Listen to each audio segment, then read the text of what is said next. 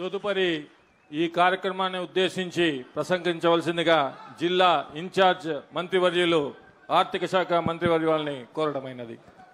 గౌరవ ముఖ్యమంత్రి వర్యులు శ్రీ నారా చంద్రబాబు నాయుడు గారికి, వేదికను అలంకరించినటువంటి పెద్దలకు, విచ్చేసినటువంటి రాయలసీమ రైతు సోదరులకు హృదయపూర్వక నమస్కారాలు తెలియజేసుకుంటున్నాను. 2 మాటలు మన చరిత్రను గురించి చెప్పుకోవాల్సినటువంటి అవసరం ఉంది.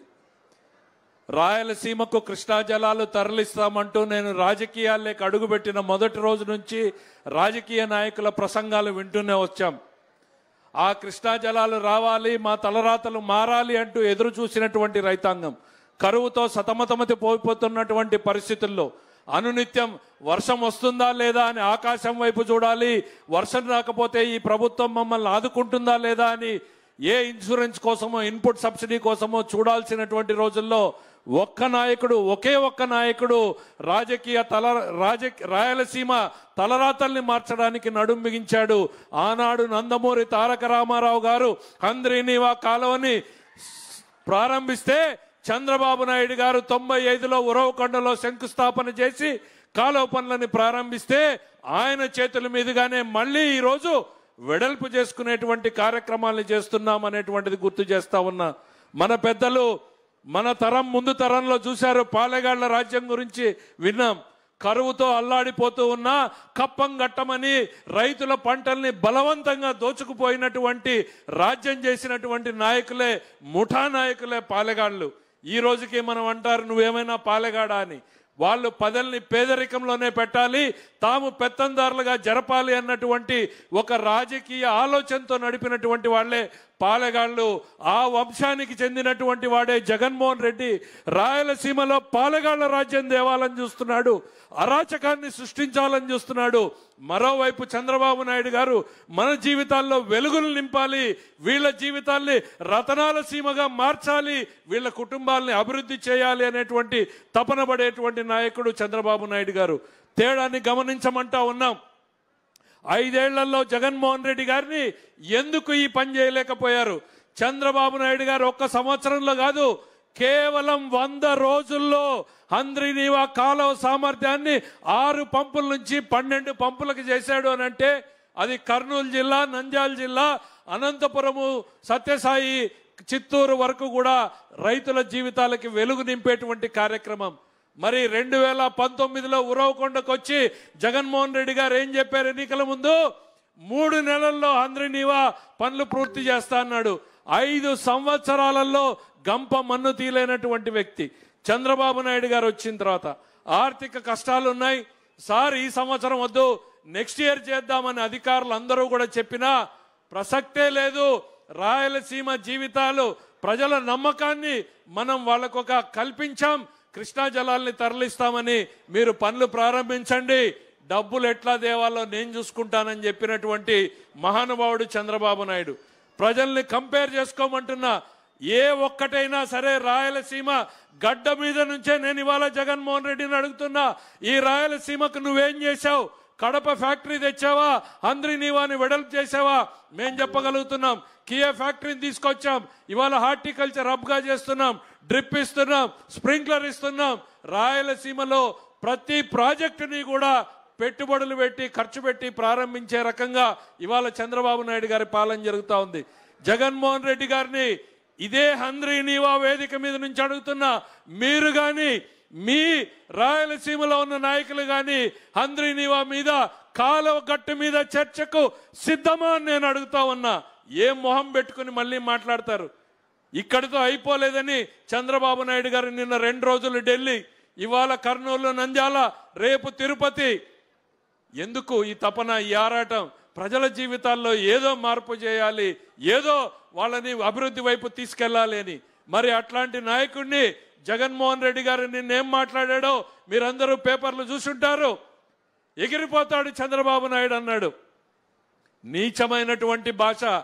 జగన్మోహన్ రెడ్డి విను, ఎగిరిపోయేది చంద్రబాబు నాయుడు కాదు, ఎదిగిపోయేవాడు చంద్రబాబు నాయుడు అనేటువంటిది ఈ సందర్భంగా గుర్తు చేస్తున్నా. గల్లీ నుంచి ఢిల్లీ వరకు ఇవాళ ఎదిగింది చంద్రబాబు నాయుడు అని చెప్తున్నా. రోజు రోజుకి, గంట గంటకి ఇక దిగజారడానికి అంతే లేదన్నట్టుగా దిగజారుతున్నది నువ్వు అనేటువంటిది గుర్తు చేస్తా ఉన్నా. ఒకవైపు రాయలసీమ ద్రోహిగా మిగిలిపోతున్నావు, మరోవైపు ఈ రాష్ట్ర ప్రజానీకానికి నువ్వు ఒక పాలెగాడిగా తయారైతున్నావు. అరాచకం, అశాంతి రప్ప రప్ప నరుకుతానంటే అది పాలెగాళ్ల సంస్కృతి అనేటువంటిది నేను చెప్తా ఉన్నా. మరోవైపు నీళ్ళు ఎట్లా ఇవ్వాలనేటువంటి ఆలోచించే నాయకుడు జగన్మోహన్ రెడ్డి గారికి గుర్తు చేస్తా ఉన్నా. ఇట్లానే 2009లో ఓ పెద్ద మనిషి మాట్లాడాడు, నిన్ను ఫినిష్ చేస్తానన్నాడు. ఫినిష్ చేస్తానన్నటువంటి పార్టీ ఏమైంది, ఫినిష్ చేస్తానన్న నాయకుడు ఏమయ్యాడు అనేటువంటిది ఈ సందర్భంగా నేను గుర్తు చేయదలుచుకున్నా. నాయకులు అటువైపు మారారు, ఇటువైపు మారలేదు. 78లో అంజయ్య గారు ముఖ్యమంత్రి, జనార్దన్ రెడ్డి గారు ముఖ్యమంత్రి, కోట్ల సూర్యప్రకాష్ రెడ్డి గారు ముఖ్యమంత్రి, నేదురుమల్లి జనార్దన్ రెడ్డి గారు, రాజశేఖర్ రెడ్డి గారు, రోషయ్య గారు, కిరణ్ కుమార్ రెడ్డి గారు, ఆ జగన్మోహన్ రెడ్డి గారు. ప్లేయర్లు అటువైపు మారారు, ఇక్కడ ప్లేయర్ ఒక్కడే. ఆ ప్లేయర్ ఎట్లాంటోడు అనంటే కోడి కత్తికి గులకరాయికి హత్యాయత్నం అని చెప్పుకునే మనిషి కాదు. 17 క్లెమర్ మైన్లను కొడితే గుండె దిటువుగా లేచి నిలబడి షర్టు సర్దుకుని నడుచుకుంటూ వెళ్ళినటువంటి నాయకుడు ఇటువైపు ఉన్నాడు. ఎవరు ఎగిరిపోతారో చరిత్ర చూస్తుంది, ఎవరు ఎదిగిపోతారో ఈ చరిత్ర తేలుస్తుంది అనేటువంటిది ఈ సందర్భంగా చెప్పగలుగుతా ఉన్నా. ఏ మొహం పెట్టుకుని ఇంకా మాట్లాడుతున్నారు మీరు? ఏ రాజకీయాలలో ఉన్నారో అనునిత్యం ప్రజల కోసం, ప్రజా సంక్షేమం కోసం పనిచేయాల్సినటువంటి మీరు ప్రజల మీద రౌడీయిజంతో, రౌడీ రాజ్యంతో రాయలసీమ మీద పెత్తందారీతనం చేయాలనుకుంటున్నారు మీరు. అది సాధ్యం కాదు, కానివ్వదు చంద్రబాబు నాయుడు గారు అనేటువంటిది ఈ సందర్భంగా చెప్తా ఉన్నా. నీ నుంచి ఎక్కువ ఆశించకూడదు. తల్లిని చెల్లినే పక్కన పెట్టిన వాడివి, చెల్లి సంస్కృతి గురించి మాట్లాడినటువంటి వాడివి. నువ్వు ప్రతిపక్ష నాయకుడి గురించి గొప్పగా మాట్లాడతావని మేము ఎట్లా అనుకుంటామనేటువంటిది ఈ సందర్భంగా చెప్తా ఉన్నాం. నేనన్నా పడిన ప్రతిసారి లేచి నిలబడిన నాయకుడు చంద్రబాబు నాయుడు, చెడిపోయిన ప్రతిసారి రాష్ట్రాన్ని నిలబెట్టిన నాయకుడు చంద్రబాబు నాయుడు అనేటువంటిది ఈ సందర్భంగా గుర్తు చేస్తున్నా. 5 ఏళ్లు నువ్వు చెడగొడితే మళ్ళీ వచ్చిన మొదటి రోజు నుంచి ఈ రాష్ట్రాన్ని నిలబెట్టడానికి తపన పడుతున్నాడు ఆయన. ఢిల్లీకి వెళ్తాడు, మంత్రులు కలుస్తాడు, ప్రధానమంత్రులు కలుస్తాడు. ఏమాత్రం భేషజాలకు ఓడు, ఈగోలకు ఓడు. వాళ్ళు వస్తామన్నా కాదు, నేనే మీ దగ్గరకు వస్తాను. ఇవాళ చంద్రబాబు నాయుడు గారు ఎంత ఎదిగాడు అని అంటే, ఆయన ఎక్కడుంటే అక్కడికి కేంద్ర మంత్రులు వస్తానంటున్నారు. కానీ ఆయన సంస్కారం ఎట్లాంటిదంటే, నేనే మీ దగ్గరకు వస్తాను, నా రాష్ట్రం కోసం నా వినతులు వినండి అని చెప్పేటువంటి సంస్కృతి. ప్రతి నిత్యం 10 గంటలు 12 గంటలు పనిచేసేటువంటి నాయకుడిని మనం గుర్తించడం కాదు, గౌరవించడం నేర్చుకోవాలనేటువంటిది ఈ సందర్భంగా గుర్తు చేస్తా ఉన్నా. చరిత్ర క్షమించదు జగన్మోహన్ రెడ్డి. నిన్న నువ్వు చేసినటువంటి మాటలు ఏవైతే బనకచెర్ల, పోలవరం బనకచెర్ల ఉపయోగపడదన్నావో, ఈ రాయలసీమ ద్రోహిగా మిగిలిపోతావనేటిది నేను చెప్తా ఉన్నా. నీళ్లు లేక అల్లాడుతున్నటువంటి ఈ రాయలసీమకి నీళ్లు రావడానికి ఉన్న ఏకైక మార్గం పోలవరం నీటిని తీసుకుని రావడమే. ఇవాళ జిల్లాలలో ప్రశాంతంగా కొంతమేరకైనా పని చేసుకోగలుగుతా ఉన్నారు అనంటే ఈ నీళ్లున్నాయి, వస్తున్నాయి అనేటువంటి నమ్మకంతో. ఎప్పుడైనా పత్తి పంటనో మిరప పంటనో చూసామా? అనంతపురం జిల్లాలో ఈరోజు మిరప పత్తి పండించగలుగుతున్నామంటే ఈ హంద్రీనీవా వలన అనేటువంటి చెప్తా ఉన్నా.